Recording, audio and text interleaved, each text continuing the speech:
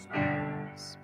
Silent night, holy night, shepherds wait at the side, glorious King from heaven afar, heavenly hosts sing hallelujah.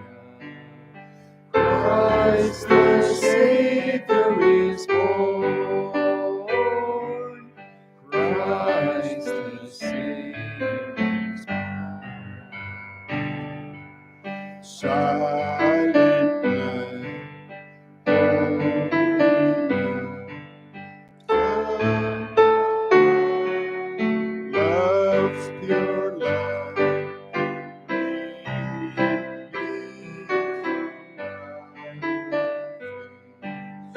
With the dawn of redeeming grace, Jesus, Lord, at thy birth.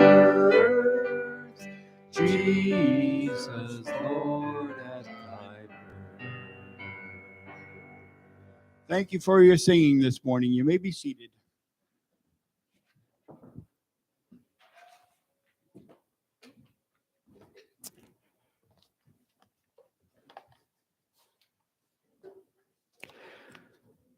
Well, the theme for today is peace.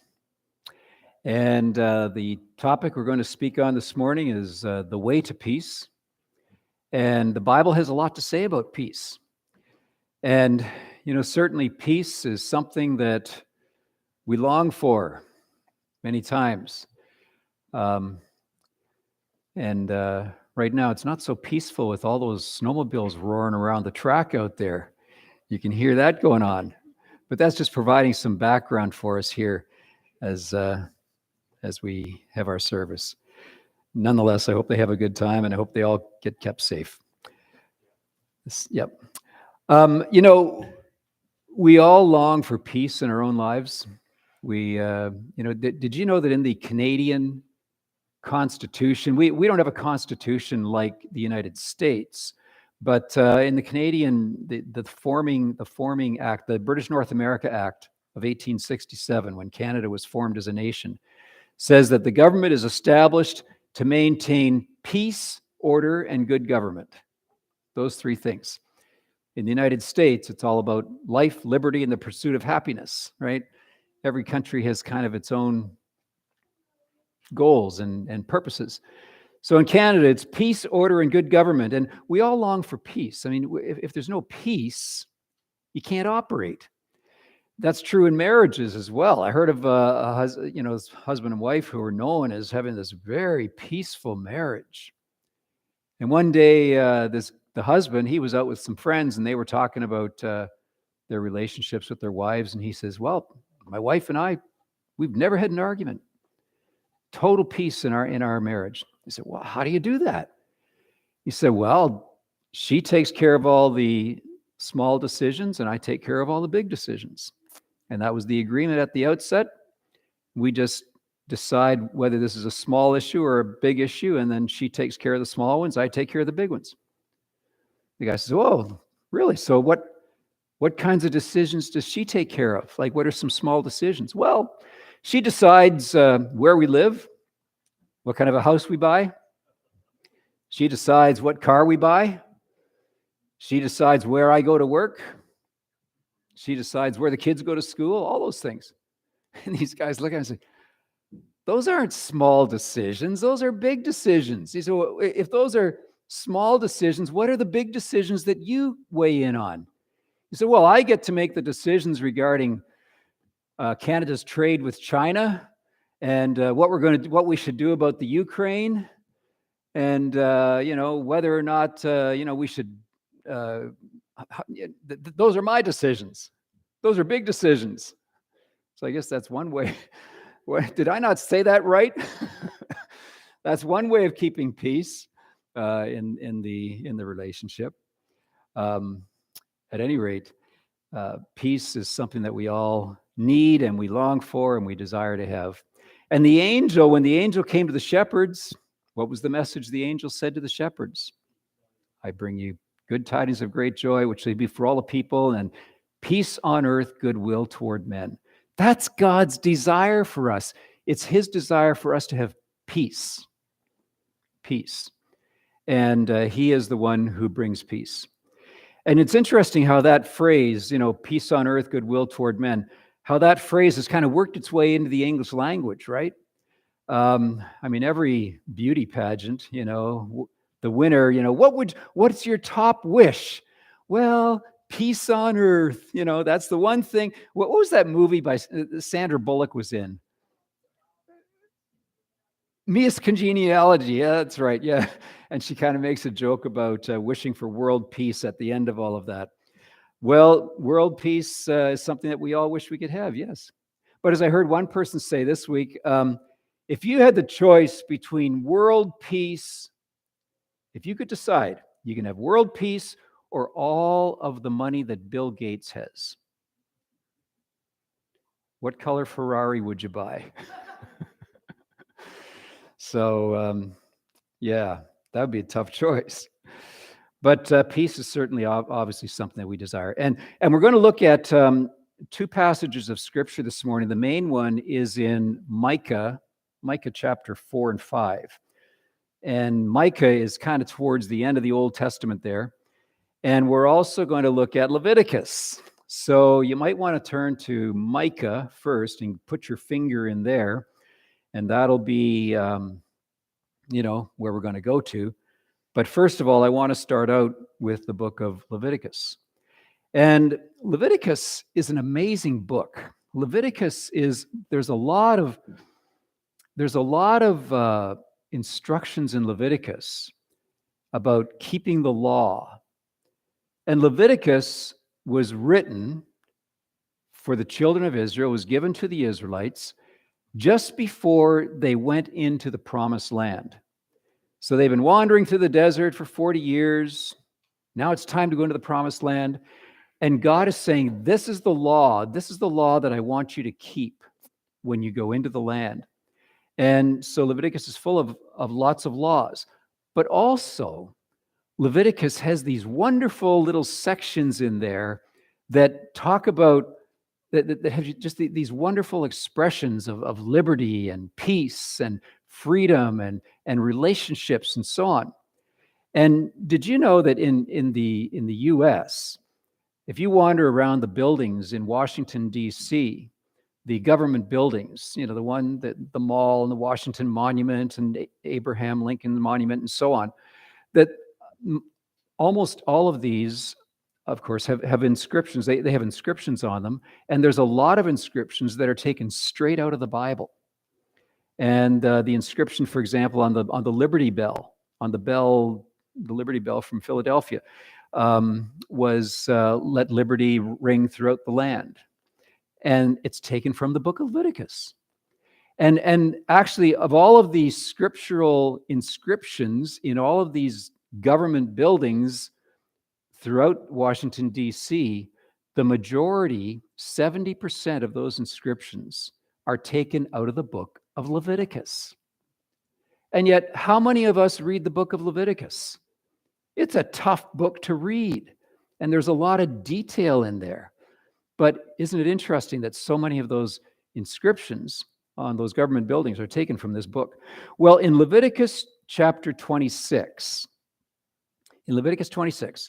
God is giving instructions to these Israelites before they go into the land. And he's saying, now look, I'm giving you this land.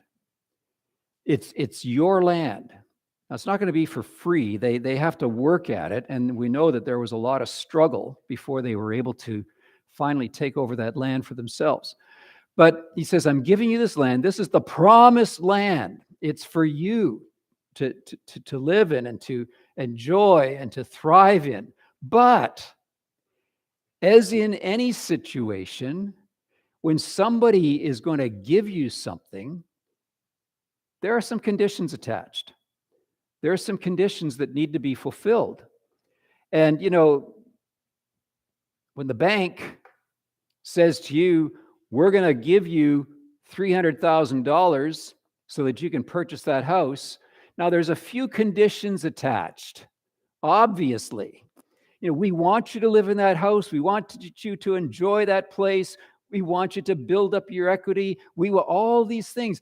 It's for my benefit that the bank is giving me that money, but I've got some obligations as well. And it's the same thing here. When God says, I'm going to give you this land, but there's some things I want you to understand when you go in. So he starts in, now we're not going to read the whole chapter, but I want to read the first few verses here just so we get a sense of what God is saying. He says, do not make idols or set up an image or a sacred stone for yourselves. And do not place a carved stone in your land to bow down before it. I am the Lord your God. Now, of course, that command about not having idols and statues that they worship, that was taken from the one of the 10 commandments as well. It's the second commandment in the 10 commandments. Then in verse 2, he says, observe my Sabbaths and have reverence for my sanctuary. I am the Lord. God wants them to keep the Sabbath day, to keep it holy. And by the way that you keep the Sabbath day holy is by not working. A lot of people think, the way I keep it holy is by worshiping. No, the way you keep the Sabbath day holy is by not working. It's a day set apart. It's different from all the rest. Okay, verse 3. If you follow my decrees and are careful to obey my commands, I will send you rain in its season, and the ground will yield its crops, and the trees of the field their fruit. Your threshing will continue until grape harvest, and the grape harvest will continue until planting, and you will eat all the food you want and live in safety in your land. God is saying, if you keep these commands that I'm giving you, I will do all this other stuff for you as well. That's his blessing upon his people because they are honoring him. And then in verse 6, he says this, I will grant peace in the land, and you will lie down, and no one will make you afraid. I will give you peace. If you honor me, God says, I will give you peace. Sounds pretty simple, pretty straightforward, doesn't it? Now, he goes on through this chapter, and he says, now, if you don't do those things, and he starts with that in verse 14. Okay, in verse 14, he says, if you will not listen to me and carry out all these commands, and if you reject my decrees and abhor my laws and fail to carry out all my commands, then I will do this to you. And then he starts listing all the things that are going to happen if the people disobey God. And just to mention some of those, we won't go through them all, but in verse 16, he talks about bringing sudden terror and wasting diseases and fever that will destroy them physically. Down in verse 20, it says, your strength will be spent in vain because your soil will not yield its crops. God will remove his blessing from the field so that even though they work at plowing and seeding and harvesting, the soil will not yield its crops, God says. We go over to verse 25. He says, I will bring the sword upon you. He will allow for invasion to come onto the land. When you withdraw into your cities, I will send a plague. You think you're safe in your cities? You're not. He says, there'll be plagues that will affect you there. He goes down, he says in verse 31, I will turn your cities into ruins and lay waste to your sanctuaries. And finally in verse 33, he says, I will scatter you among the nations and will draw out my sword and pursue you. Well, guess what? We know that God said to them, here's the land, you're ready to go in, just keep these laws and everything will go well with you. And you know what? If you can kind of put a timeline in line here, if the time of Christ is sort of the year zero, right? If we go back before Christ, this was about 1,200 years before Christ, 1200 BC. when the people were coming into the land. And God is giving all these rules. He's saying, if you keep my laws, I will bless you. Well, things were kind of rocky for a little bit. We read through the book of Joshua and Judges, things didn't kind of get settled down. There was a lot of struggle going on until about the year 1000. 1,000 years before Christ. And King David came onto the scene. And King David was able to consolidate the tribes together and form this strong nation. And God blessed them. And he brought the people back to the Lord. Remember, they built the tabernacle. They worshipped. David reinstituted worship in the land and so on. And during the days of David and Solomon, the kingdom was really growing well. And then they began to slip away from God, bit by bit by bit. They started setting up those idols and worshiping them. They started ignoring the Sabbath and just doing their own thing. They started dabbling in all kinds of pagan practices. And then we moved from the year 1000, during this prime time in the land of Israel, there was just a steady decline, until we get about 700 years before Christ. And 700 years before Christ is when the invasions started to come onto the land. And over a period of about a couple hundred years there, one nation after another would attack Israel. And as it says here, verse 33, they were scattered among the nations. And this promised land that God had promised them and offered to them and said, it's yours and I will bless you. And they squandered it. And they lost the peace that God had promised them. I was just reading an article this past week. The one question that we should never ask God, the one question you should never ask God is, why? Why are you letting this happen to me? Why are you allowing this? Why, God? Why? And yet, that's the first question that comes to mind whenever anything goes wrong. The first thing we think of is, why is this happening? Well, it was interesting. He said that he always used to ask that question as well, until he was working for a number of years with Richard Wurmbrand. And Richard Wurmbrand was, because he was a Christian, he was thrown into prison by the socialist communist government of Romania. And he was in prison for 14 years simply because he was a Christian. And other Christians in the country of Romania, all through the communist countries, of course, there was persecution. But he said, Richard Wurmbrand always said to him, we never asked God, why is this happening to us? What they said was, how can we serve you even in the midst of this difficulty? Amazing. Now, in this passage that we just read, God seems to be saying, if you honor me and if you obey me, I will bless you. It doesn't mean that there's not going to be trouble. It doesn't mean that life isn't going to be hard.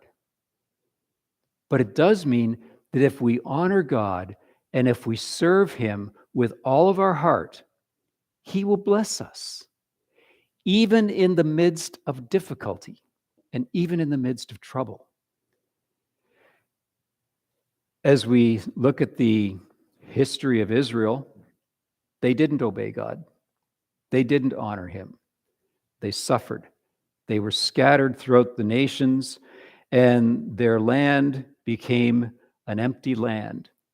And even when the Israelites, came back to the land, many of them came back to the land. This was about 400 years before Christ. They came back to the land and they settled it. They were never a sovereign nation.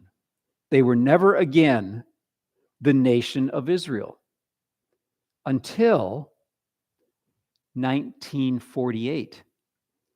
1948 was when the United Nations declared that land should be for the Jews, and the Jews all came there and they established their own sovereign nation there, which they still have today.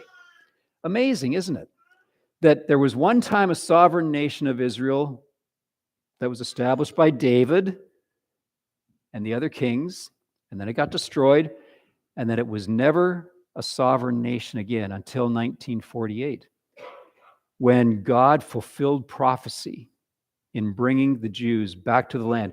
And there's tons of prophecies in the Bible about how the Jews are going to come back to their own land.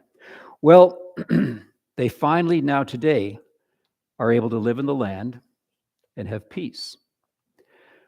But we look at Israel today and we say, well, there's a lot of people that are against Israel.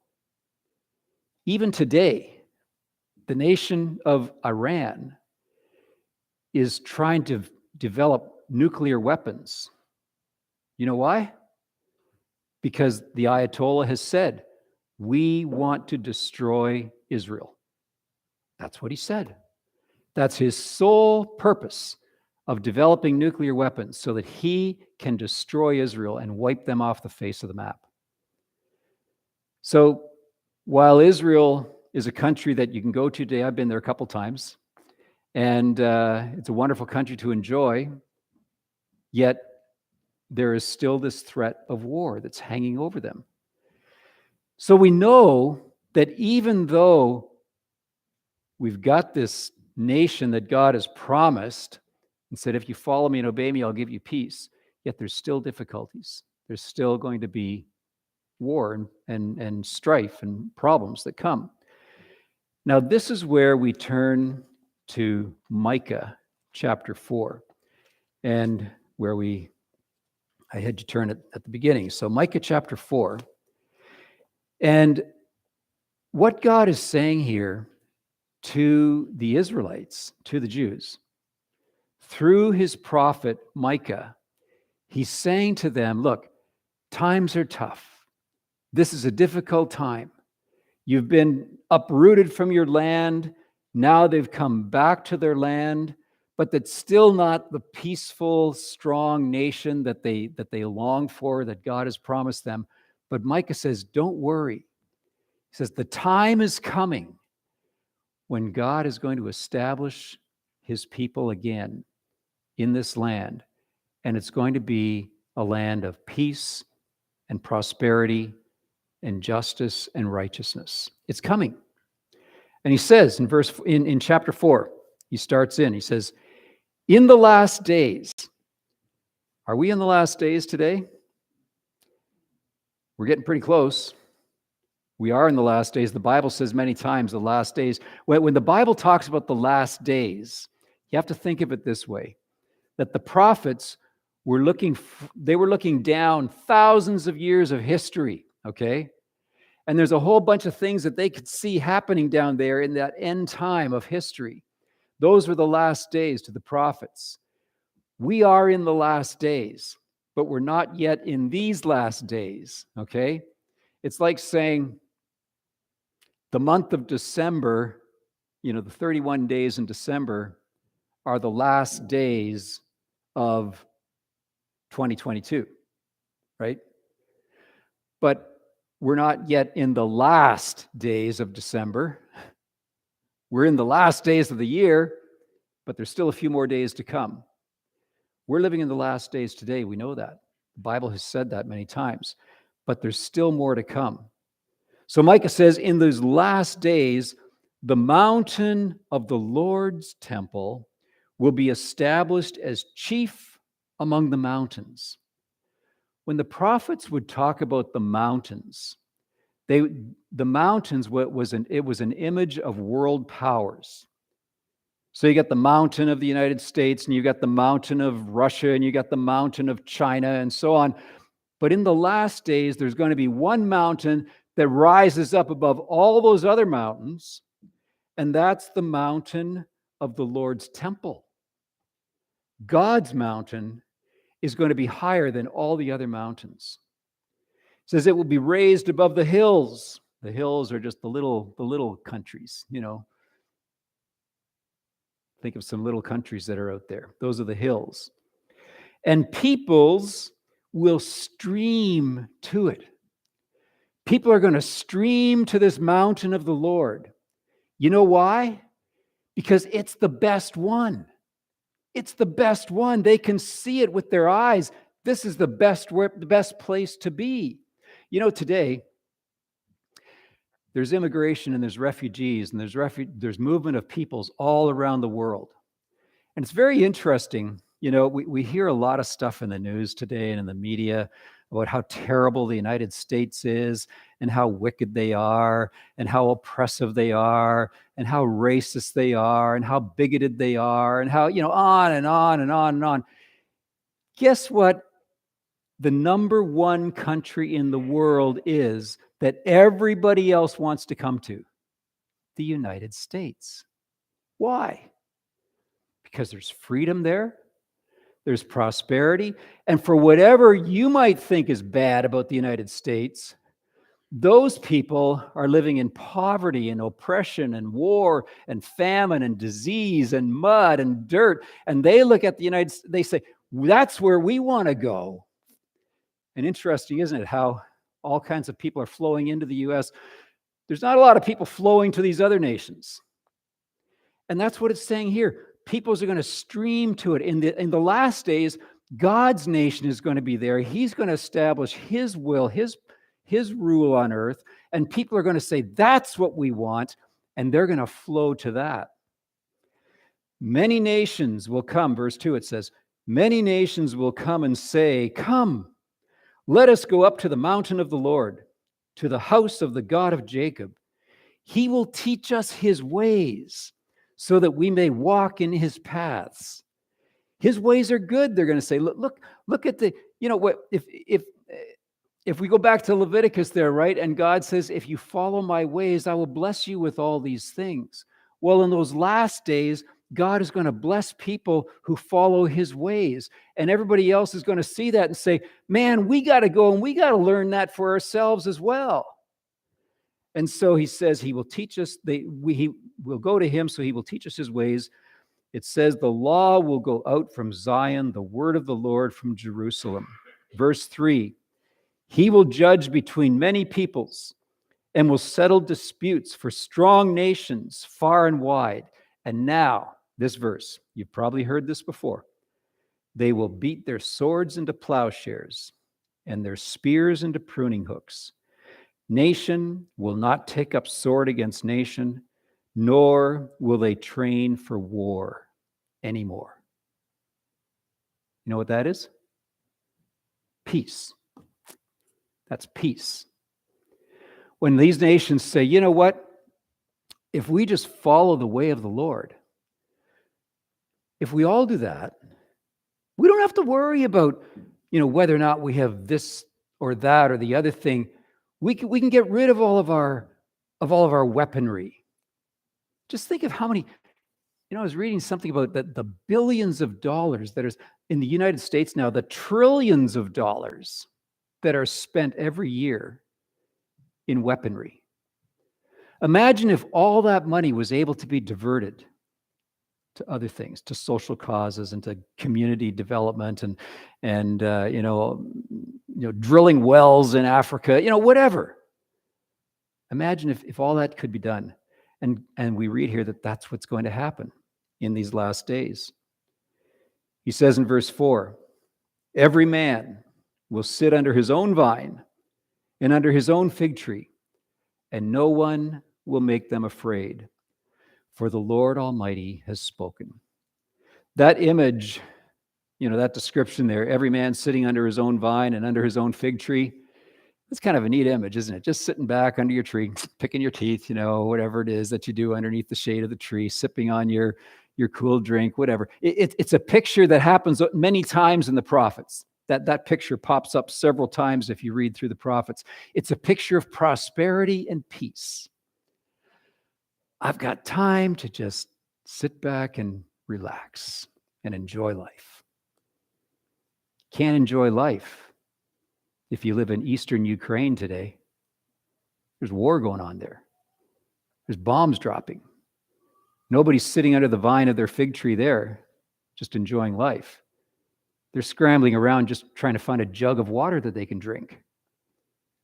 Those days are going to be gone because God is going to establish his peace on this earth.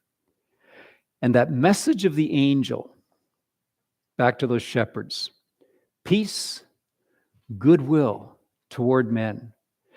That's sort of it's a statement of fact, but it's also a statement of God's desire. God is saying, peace. I want to give you peace. I want to give you peace and goodwill amongst everyone so that you're not fighting with each other all the time. You're not arguing with each other about whether this person got a bigger piece than I got. You're not worried about that kind of stuff. Instead, you are grateful for what you have received and you're enjoying it in the peace of God. If we go over in Micah to chapter 5, in verse 2, we have that wonderful verse there that has the description that we often hear at Christmas time, the description of where Christ will be born. It says, "But you, Bethlehem Ephrathah, though you are small among the clans of Judah." Okay, Bethlehem was just a little town in all of Israel. It was a little out-of-the-way place. It's kind of like, I don't know, do I dare to say, kind of like Beausejour compared to Winnipeg? Okay? But guess what? Out of this little place, out of this little town, something great is going to come. You, Bethlehem Ephrathah, though you are small among the clans of Judah, out of you will come for me one who will be ruler over Israel, whose origins are from of old, from ancient times. There's only one person whose origins are from of old, and that's God. That's Almighty God. His origins are from of old, of ancient times. And that mighty God is going to come in the form of a little baby and be born in Bethlehem. And he will be the one who will rise up. It says in verse 4, he will stand and shepherd his flock in the strength of the Lord, in the majesty of the name of the Lord his God. And they will live securely. We're talking again about those last days when this Christ, who was born, who lived his 33 years in Israel, was put to death on the cross, was raised from the dead and taken up into heaven. He's going to come back, and it says here, they will live securely, for then his greatness will reach to the ends of the earth. That mountain that's going to rise above all the others. And it says this, and he will be their peace. He will be their peace. What a beautiful picture. This one who is going to come, whose origins are from of old, born in tiny little Bethlehem, laid in a manger. He's going to grow up to be the one who will establish God's law and God's rule among the nations. I was talking earlier about Israel. This past week, I listened to an interview of the new Israeli prime minister, just got voted in a couple of months ago, Benjamin Netanyahu. He's been prime minister before. He's been prime minister for about a total of 12 years, and now he's back in again for a third term. But he was talking about Israel, and he just got talking a little bit about the Jews and what the Jews have experienced down through history, and all of the persecution, all of the times that they have been run out of towns and countries, all the times they've had their property confiscated from them, all the times they've been put to death, 6 million of them in World War II. And he said, no more. Today, we have a nation that is secure and that is strong. He emphasized that. He says, we live in peace because we are strong. That's true. If Israel wasn't strong, they'd be wiped out like that because they got all kinds of enemies. But they're strong. Eighth most powerful and effective army in the world. Can you believe that? There's only 6 million people living in Israel, and they're the 8th most powerful military in the world. They're strong. Because of that, they have peace. Jesus Christ is strong. Jesus Christ went to the cross, took on all of our sin. You talk about being strong. He took on all of our sin. He died. He took that sin to the grave. He was raised again in glorious power. And he today is King of Kings and Lord of Lords. And ultimately, someday, he's going to establish his kingdom, his mountain that rises up over all the other mountains. And he's going to establish his rule on this earth. And that word, that phrase there, he will be their peace. The Apostle Paul takes that exact phrase in Ephesians chapter 2, and he talks about how Jesus has died and has through his sacrifice, we have unity. And he says, he is your peace. He is your peace. That little baby, born in the manger, that Prince of Peace, coming again someday. And for all who trust him, and all who put their faith in him, and all those who go his way, God says, I will give you peace. I will give you peace. Pete, would you please come and lead us in our closing song? And you know, when I see it, we're going to sing the song, Go Tell It on the Mountains. Over the hills and everywhere. What's the message that needs to be told all over the place, all over the world? The message is that Jesus Christ has been born. That's the message of good. That's the good news that we want to spread. As we tell it on the mountain, over the hills and everywhere, the good news is that Jesus Christ has been born, and he's the one who brings us peace. Peace and freedom from sin, from conflict, from all those things. He's our strong deliverer. Let's stand together as we sing this closing song.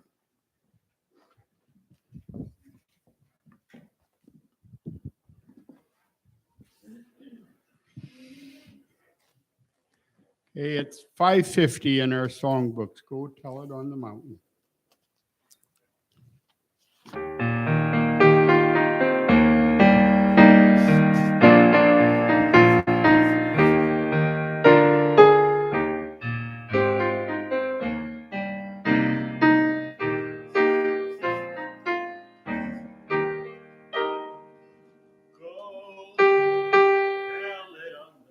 Okay, just hang on. We're out of a.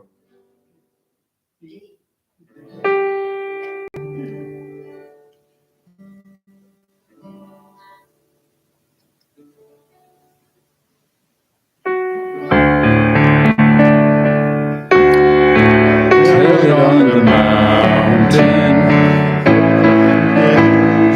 everywhere go. Tell it on the mountain, Jesus Christ is born. Shepherds kept their watching o'er silent flocks by night. Behold, throughout the heavens there shone a holy light. Go tell it on the mountain, over the hills and everywhere. Go tell it on the mountain, Jesus Christ is born.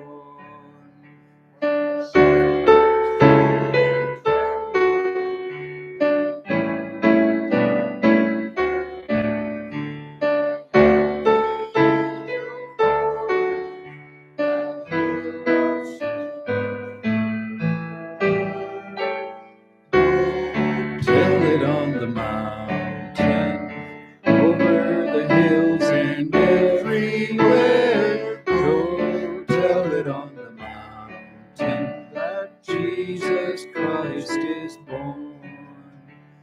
Down in a lowly manger, our humble Christ was born, and God sent us salvation that blessed Christmas morn.